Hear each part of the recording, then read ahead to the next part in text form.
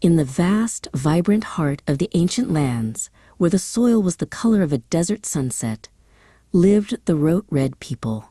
Their life pulsed around the wise heart of their queen, Amanirenas. She wore the sun's radiance like a crown and carried the weight of ages in her steady gaze, ruling with a fierce love that mirrored the strength of the earth beneath their feet.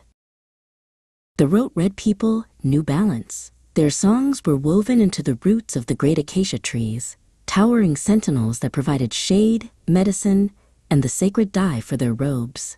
These trees were their connection to the ancestors, their living history, ensuring that the deep red color of their identity remained vibrant across generations.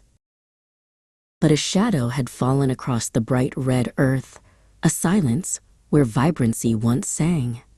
The great acacia trees were weeping sap-like tears, their leaves turning brittle and gray. The ancient river, Kusi, which for centuries had fed their roots and quenched their thirst, seemed to whisper a fractured, worried song instead of its usual powerful, steady rhythm. "Queen Amanirenas," spoke the revered elder, Kialo, his voice rough as dry bark. "The people fear the spirit of the trees is retreating, taking the wisdom of our grandmothers with them.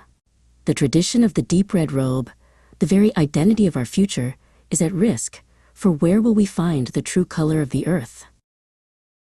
Amanirenas did not panic. Panic was a dust storm that blinded the mind. True leadership demanded clarity. Instead, she retreated to the Hall of Echoes, where the ancient knowledge was kept, not scrolls of paper, but polished copper plates etched with the intricate wisdom of the queens who came before her. Her studies revealed that great environmental shifts often began with a small ripple, a blockage, or a whisper ignored. She summoned the swift young scout, Shani, whose feet were faster than the desert wind and whose eyes saw farther than a hawk's. "Shani," the queen commanded, "go to the high peaks where the river Kusi begins its journey. Tell me, what has stifled its true song?" Shani traveled for 7 days, past whistling dunes and singing rocks. She returned exhausted, her bright robes dusted red, but her eyes held the necessary truth.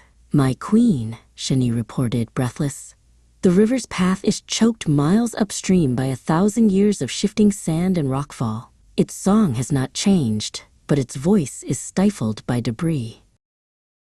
The council gathered, debating solutions in the shadow of the dying acacias.